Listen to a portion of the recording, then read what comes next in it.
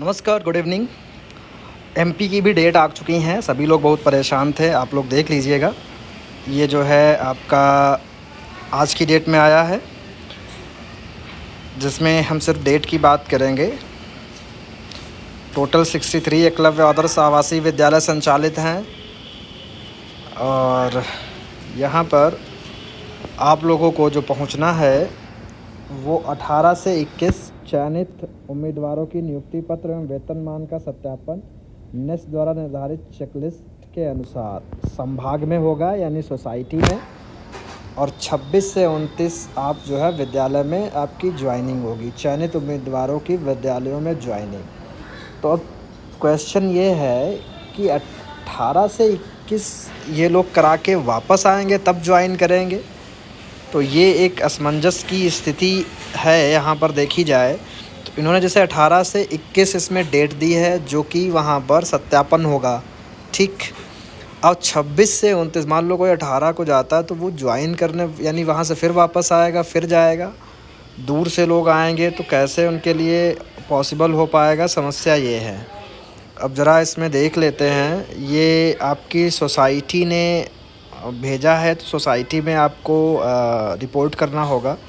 प्रदेश में संचालित एकलव्य आदर्श आवासीय विद्यालयों में ESSE 2023 के माध्यम से चयनित नवनियुक्त प्राचार्यों, शैक्षणिक एवं गैर शैक्षणिक स्टाफ की ज्वाइनिंग के संबंध में देख सकते हो। उपरोक्त विषयांतर्गत संदर्भित पत्र का अवलोकन करें। नेस्ट द्वारा प्रदेश में संचालित एकलव्य आदर्श आवासीय विद्यालयों में ESSE 2023 के माध्यम से चयनित नवनियुक्त प्राचार्यों, शैक्षणिक एवं गैर शैक्षणिक स्टाफ की ज्वाइनिंग के संबंध में दिशा निर्देश जारी किए गए हैं।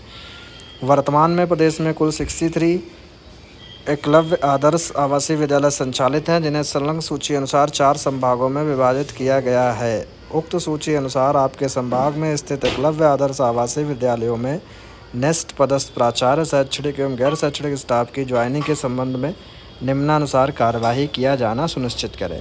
संभागवार चयनित उम्मीदवारों विद्यालयों की उपलब्ध सूची अनुसार नेस्ट द्वारा प्रेषित उपरोक्त पत्र की कंडिका 2 अनुसार उम्मीदवारों के नियुक्ति पत्र एवं वेतनमान का सत्यापन नेस्ट द्वारा निर्धारित चेकलिस्ट अनुसार किया जाए। दूसरा है, उम्मीदवारों के नियुक्ति पत्र का सत्यापन सही पाए जाने पर संबंधित संभागीय उपायुक्त द्वारा सूची बनाई जाकर उन्हें उनकी पदस्थ संस्था में ज्वाइनिंग है संबंधित प्राचार्यों को निर्देश दिया जाए। तो ये है आपका लेटर जो आया है। बाकी चेकलिस्ट भी मिल जाएगी मेल के माध्यम से। एक और केरला की भी ज्वाइनिंग आ गई है, देख लीजिए आप लोग।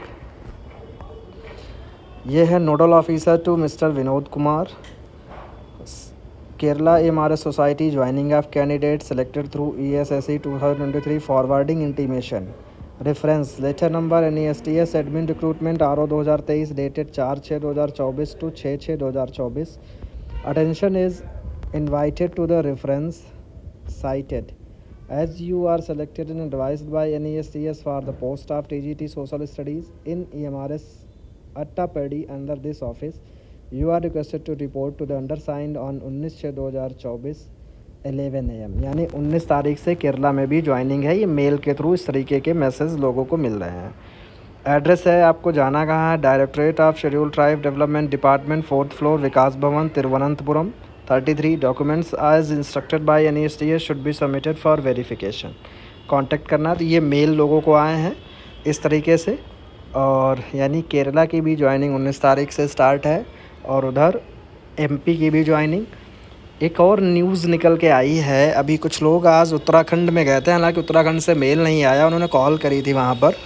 तो 9-10 लोग वहाँ पे गए थे आज ज्वाइन करने के लिए। तो वहाँ पता चला है कि जिस स्कूल में वो गए हैं तो उनके जो पोस्ट है वहाँ पर पहले से जो गेस्ट टीचर, कॉन्ट्रैक्ट टीचर जो वर्किंग हैं, उन्होंने केस कर रखा है और उनके सीट पर स्टे लगा है, यानी वो रिज़ाइन, उनको हटाया नहीं जाएगा। तो प्रिंसिपल वहाँ ज्वाइन नहीं करा रहा है।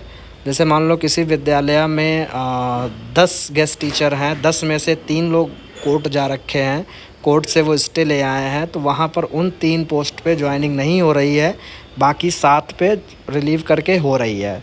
तो ये भी एक, अभी मेरे पास एक कैंडिडेट का फ़ोन आया था। तो उत्तराखंड वाले भी अपने अपने यहाँ कॉल करके देख लें कि भाई क्या पोजीशन है। तो उन्होंने आज उनको रोक रखा है, बोले हम नेस्ट से बात करेंगे। अब वो कल नेस्ट से बात करके फिर बताएंगे। तो बड़ी समस्याएं आ रही हैं लोगों को जॉइनिंग में। हालांकि बहुत जगह पे कोई समस्या नहीं है, स्मूथली, जैसे महाराष्ट्र में स्मूथली लोग ज्वाइन कर रहे हैं। हालांकि एक कैंडिडेट ने जो मेडिकल भी नहीं लेके गया था, अपना रिलीविंग भी नहीं लेकर गया था, उसका भी डीवी हो गया। और फिर दोबारा वो जब अपने यहाँ से डिस्चार्ज सर्टिफिकेट ले जाएगा, ज्वाइन कर लेगा, कोई समस्या नहीं है। तो अच्छी भी न्यूज़ है, बुरी भी न्यूज़ है। तो जो भी न्यूज़ मिल रही है आप लोगों को मैं दे रहा हूँ। जैसे उसने मुझे बताया, सर मैंने मेडिकल भी मैं नहीं लेके गया था, और मैं सर रिलीविंग ऑर्डर भी, क्योंकि मैंने स्कूल से भी रिज़ाइन नहीं किया था, तो मैं केवल ऐसे ही गया था वेरिफिकेशन कराने, मैं श्योर हो जाऊँ सब कुछ सही है। तो उन्होंने वेरिफिकेशन मेरा सक्सेसफुली हो गया वहाँ पर नासिक में, और उन्होंने मेरे अपॉइंटमेंट लेटर को वेरीफाई कर दिया। उसमें ये लिख दिया कि प्रिंसिपल को, मतलब उसमें नाम लिख के कि इनका रिलीविंग लेकर के और मेडिकल लेकर के इनको ज्वाइन कराएं। तो अलग अलग स्टेट से अलग अलग तरीके की न्यूज़ आती हैं, बस मैं वो शेयर करता हूँ, बाकी और कुछ नहीं है। तो मैं यही कहूँगा कि आप अगर चाहें तो बिना मेडिकल के भी जा सकते हो, कोई ऐसी समस्या नहीं है। लेकिन कई जगह ये समस्या जैसे कि आ भी रही है, तो ये अलग अलग वैरी करता है। देखो, जब आप लोगों ने डीवी कराया होगा, आप लोगों को भी पता होगा कि डीवी स्टेट वाइज़ अलग अलग सोसाइटीज़ में, तो कहीं पे कोई चीज़ को कंसीडर कर रहा है, कहीं पे नहीं कर रहा है। तो तमाम चीज़ें हैं, देखो इस तरीके की चीज़ें हैं। हम ये एक रूल नहीं बना सकते कि एक कैंडिडेट के साथ ऐसा हुआ तो दूसरे के साथ भी ऐसा होगा। तो ये क्योंकि आप लोगों की जॉइनिंग अलग अलग स्टेट में है, अलग अलग लोग करा रहे हैं, तो इस तरीके की चीज़ें आ रही हैं सामने। बस यही कहना था। जैसे कि आज एक कैंडिडेट ने मुझे बताया कि उसने छत्तीसगढ़ में फ़ोन किया, तो उसके प्रिंसिपल ने कहा कोई दिक्कत नहीं, आपका पुराना भी अगर मेडिकल सर्टिफिकेट है तो वो हम ले लेंगे। और वही एक कैंडिडेट ने मुझे बताया था कि सर पुराना नहीं वो ले रहे हैं।